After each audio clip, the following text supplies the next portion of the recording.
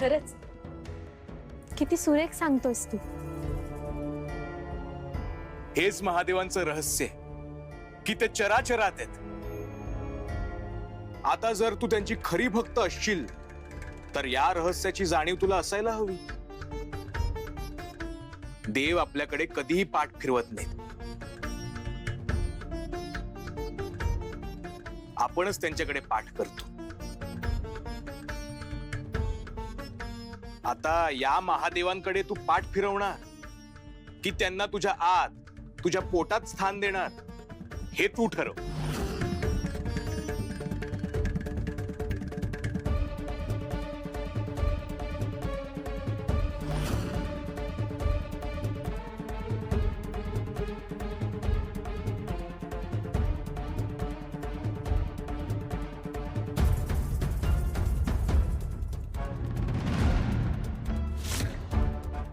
उद्या जगदंबाला ते पाहुणे पाहायला घरी येणार आहेत. अजून काय बी तयारी झालेली नाही. समधी तयारी करायला हवी. हो, पण जगदंबाला ह्याची काही कल्पना आहे का? नाही रे, तिला काय बी सांगितलेलं नाही यातलं. ती माझ्यावर चिडली आहे. खाणं पिणं बी बंद केलं आहे तिनं. हो, पण तसं दिसत नाहीये काकू.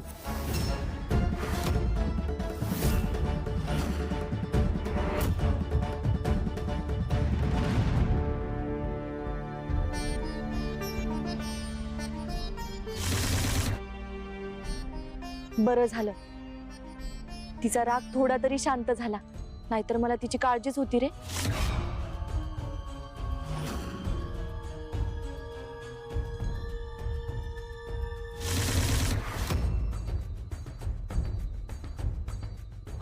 काय ग, गेला का तुझा राग? गेला नाही, त्यानं घालवला.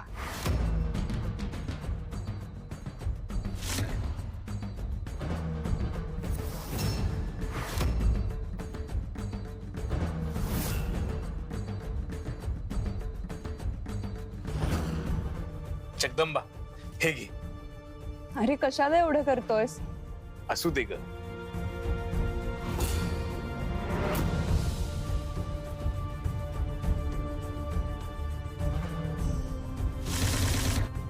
हा मुलगा हित कशा पायी आला?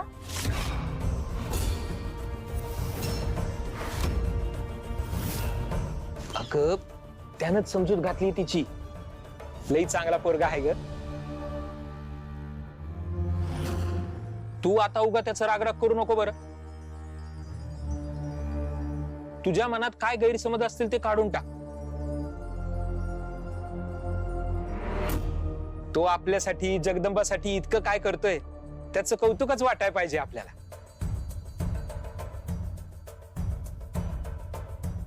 जे आपल्याला जमलं नाही ते त्यानं करून दावलं. जगदंबाचा राग घालवला. आपल्याला आणखी काय पाहिजे?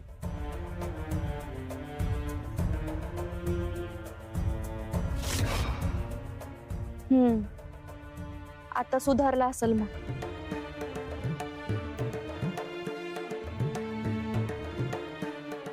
जगदंबाचा राग गेला ह्यातच समजा आलं.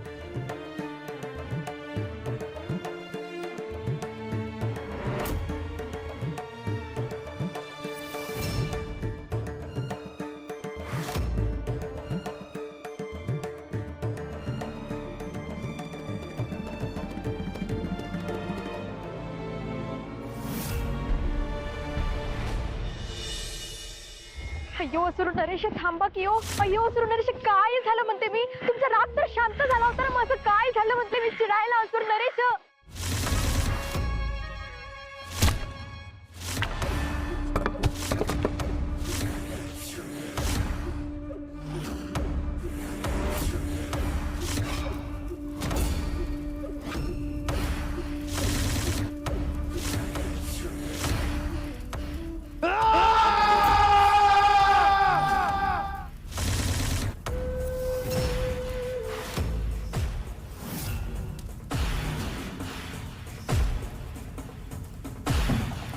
अयो सुनरेश, काय झालं हो तुम्हाला? तुमच्यात आणि जगदंबात काहीच अंतर राहणार नाही असं वाटलं होतं बघा. मार्गातले सगळे काटे दूर झाले होते आणि काय हा पण नेमकी कुठे सुटली होती माशी म्हणतो मी. जगदंबाचं लग्न ठरतंय. अय्यो मग हे चांगलंच झालं की हो. तुमच्याशी लग्न करू ना ती तर. माझ्याशी नाही, शेजारच्या गावातून एक माणूस तिला बघायला येणार आहे. त्या गंगाईने त्यासाठीच प्रयत्न केले होते. त्यातून तो शिवा जगदंबाच्या जास्त जवळ जातोय. सगळं चुकीचं घडतंय. आता या लग्नाचं काय होतंय हे कळायला काहीच मार्ग नाहीये. अयो असू नरेश, चिंता कशाला करता म्हणतो मी. ज्या पोराशी तुझं लग्न ठरलंय ना त्याच्या गावात जाऊन त्याला मारूनच टाकतो. म्हणजे एकदाच काय तो संपून जाईल की हो विषय. अय्यो असुर नरेश, मी काय सांगते ते ऐका. तो शिवा तिन्ही सांजा खातच असतो की हो. त्याच्या जेवणात कालवून टाक की हो विष आणि मग तो मरूनच जाईल बघा. काही गरज नाही असं करायची. मला एक उपाय सुचलाय आणि हा जर उपाय केला तर जगदंबाचं तर लग्न मोडेलच, पण त्या शिवाचाही काटा आपल्याला काढता येईल. उद्याच्या दिवसात जगदंबाच्या आयुष्यातला सगळा खेळ बदलणार. माझा घाव अचूक वर्मी लागणार.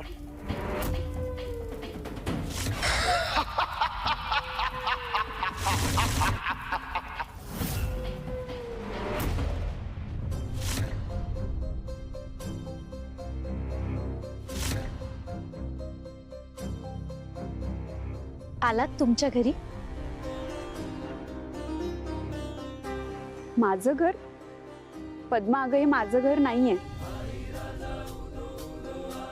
हेच तर तुमचं घर आहे, कारण हे महादेवांचं घर आहे.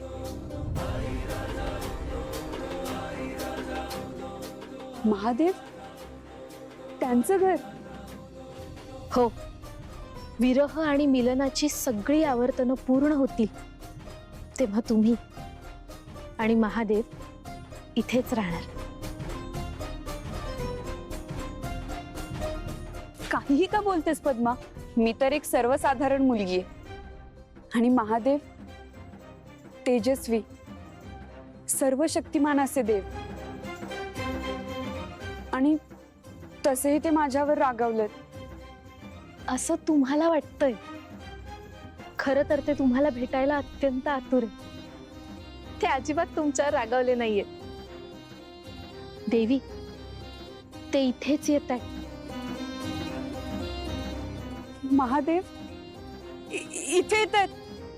हो, मला भेटायला? आणि पद्मा, तू मला आत्ता सांगतेस? तू पण ना? ते जाऊ देत, मी कशी दिसतेय? ठीकठाक आहेत ना कपडे? ते आल्यावर मला बघून काय म्हणतील? ते कसे दिसत असतील? आणि मला देवी, देवी शांत व्हा. ते पहा, महादेव इथेच येत आहे. पद्मा,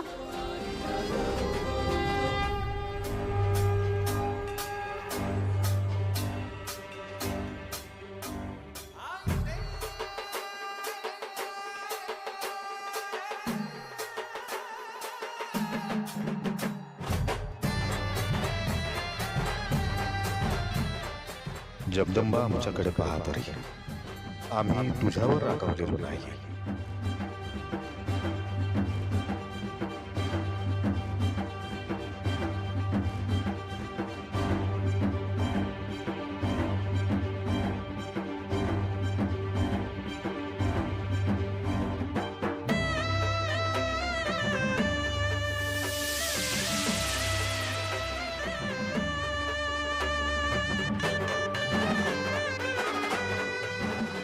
आमच्याकडे पहा, आम्हाला काहीतरी तुला सांगायचं आहे.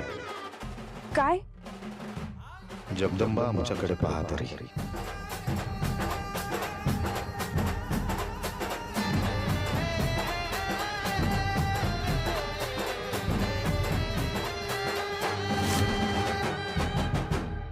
हे असं विचित्र स्वप्न असं का दिसलं असेल मला? मी नेमकी कुठे होते? हे काय घडत होतं? मी अशी का वागत होते?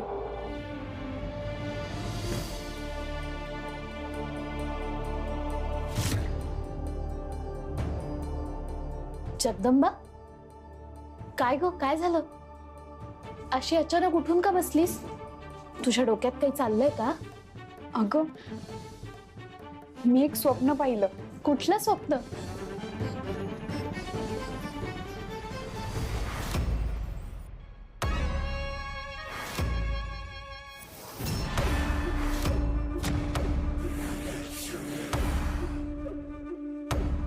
अहो चला लवकर, उशीर झालाय निघायला.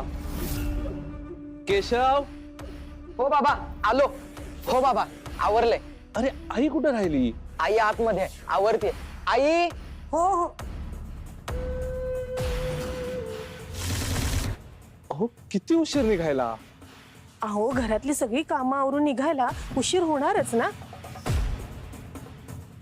आता इथं बोलत बसण्यापेक्षा निघूया आपण लवकर. चला. हो चला चला. अयो असुर नरेश, एक विचारू काय? आपण एवढ्या सकाळी सकाळी शेजारच्या गावात कशासाठी आलो म्हणतो मी? आणि ही माणसं नेमकी आहेत तरी कोण? ही माणसं खूप महत्वाची आहेत ना भाजी. माझी सगळी पुढची योजना यांच्यावरच अवलंबून आहे. पण ही नेमकी आहेत तरी कोण? जगदंबाला बघायला येणारी माणसं आहेत ही. अयो,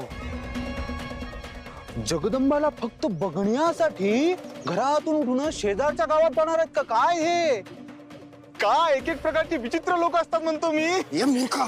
अयो काय झालं? बघायला म्हणजे लग्नासाठी मागणी घालायला निघाली ती. अयो, यांचं एवढं धाडस, नव्या आयुष्याची घडी बसवायला निघालेत का काय? थांबा, आता यांचं आयुष्य संपून टाकतो, मारूनच टाकतो बघा त्यांना. मूर्खा. असं उठ सूट कोणालाही मारून संपून समस्या सुटत नसतात. तुला याआधी बजावून झाले. ह्या विषयात आपल्याला अत्यंत हुशारीने मार्ग काढायचा आहे. अयो काय करणार म्हणतो असू नरेश?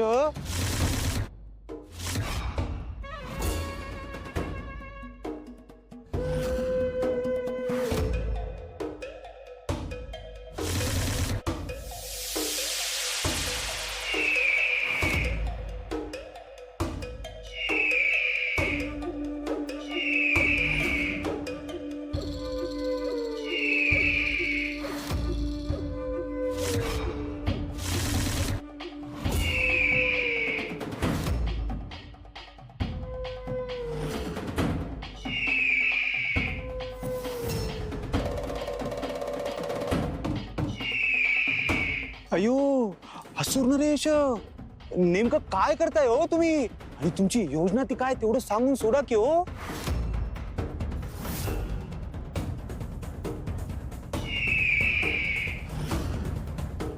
महिपतीची योजना म्हणजे काहीतरी भयंकर अभद्र असणारच.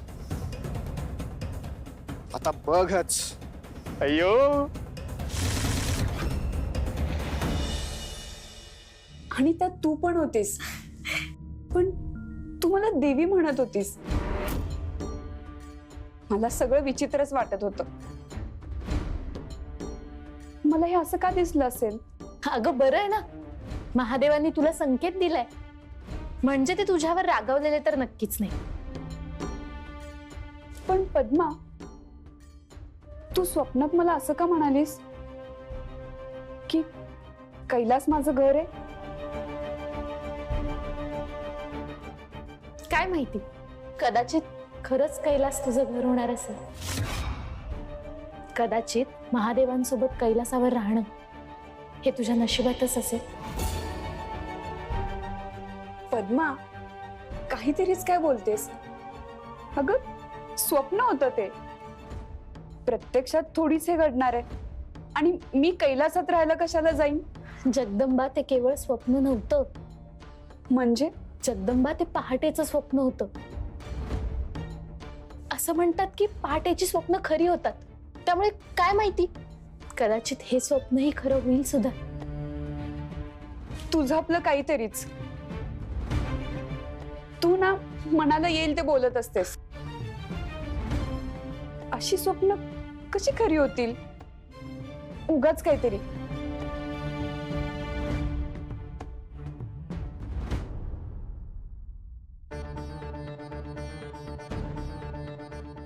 देवी, हे तुमचं स्वप्न नाही, हे तुमचं प्रारब्ध आहे.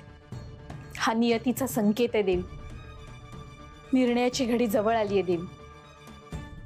माझं मन उत्साहानं भरून गेलं. मला खात्री आहे, लवकरच सगळं चित्र बदलणार आहे. तुम्हाला तुमच्या अस्तित्वाची, तुमच्या मूळ स्वरूपाची जाणीव होणार आहे देवी. चला निघूया आता.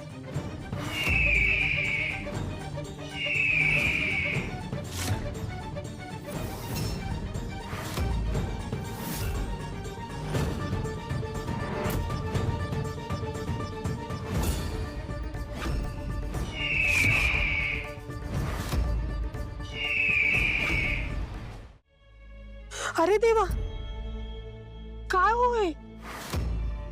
मुलगी बघायला जातो आणि घारीने आपल्या वाटेत मेलेला साप टाकला. आई, तू असल्या शकुन आणि अपशकुनासारख्या गोष्टींवर विश्वास ठेवतेस? अगं, घार तिचं अन्न म्हणून साप घेऊन जात होती. तिच्या पायातून तो निसटला आणि पडला. यात काही अपशकुन नाही. नाही कसं? आपल्याच दारात का पडला असेल मग हा साप? नाही, काहीतरी संकेत असेल त्याच्या मागे. आई, काही संकेत वगैरे नाही ग. तुळजाईचं नाव घ्या आणि चला. चांगल्या कामाला चाललो आहोत ना आपण, त्यात विलंब नको.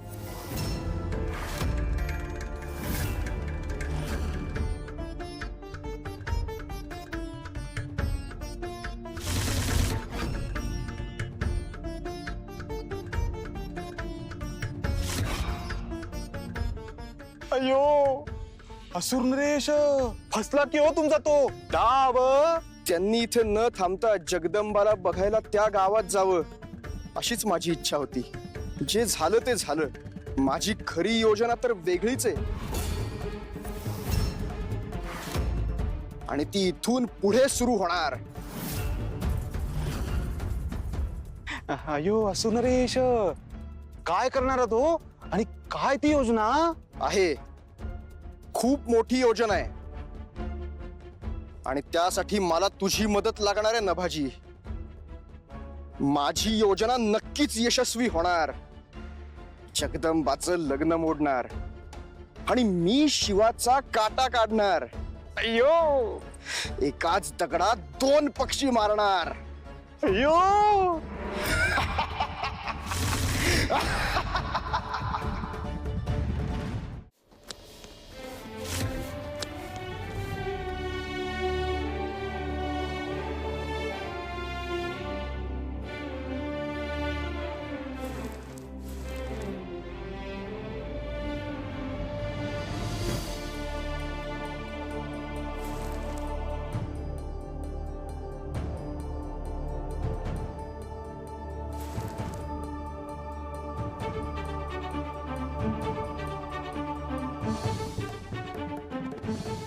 सकाळी उठून लवकरात लवकर कामाची सुरुवात केली, तरी बी निम्मी कामं अजून बाकीच आहेत. लवकरात लवकर समधी कामं करायला हवी. ती मंडळी बी त्यांच्या गावातून निघाली असेल, आणि अजून स्वयंपाक बी बाकी असेल ना. भय आज खास बेत आहे बर का. आज जगदंबा आणि पद्मा दोघी बी मला मदत करणार आहेत. जास्तीत जास्त स्वयंपाक हा जगदंबाच्याच हातानं व्हावा असंच बघायचंय. म्हणजे तिच्या सासरच्या लोकांना सांगता येईल, समदा स्वयंपाक तुमच्या सुनेनच केलाय. गंगाई, अगं त्यांनी अजून तुझ्या लेकीला बघितलं बी नाही. तू तर आधीच सासरची मंडळी सुनबाई काय काय करायला लागली. कमाल आहे तुझी.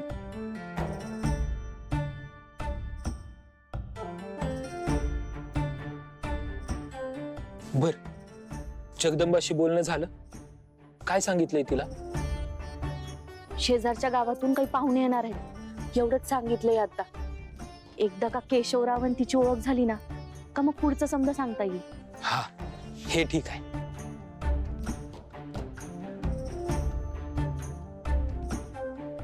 गंगा वहिनी, हे बघा दूध घेऊन आलोय मी. तुम्ही निरोप पाठवला होता ना म्हणून आणलंय. बरं झालं भाऊजी तुम्ही दूध घेऊन आलात. अहो घरात एवढी कामं पडली आहेत की आम्हाला बाहेर जायला जमलंच नसतं. अहो तुम्ही कशाला बाहेर पडायचं, मी आहे ना. काही लागलं ना तर हक्काने सांगत जा, मी आहेच मदतीला.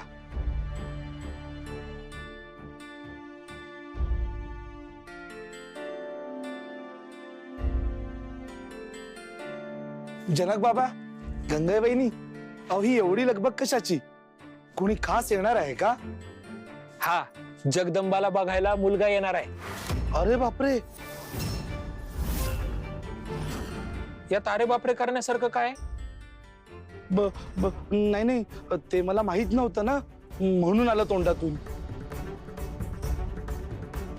जनक बाबा, हे अचानक कधी ठरलं? भाऊजी अहो आता पोरगी मोठी झाली हाय, तिच्या लग्नाचं बघाय ना ग का. अहो अहो पण तुम्ही हे जगदंबाला सांगितलंय का? म्हणजे तिला माहिती आहे का हे? काय माहिती आहे का?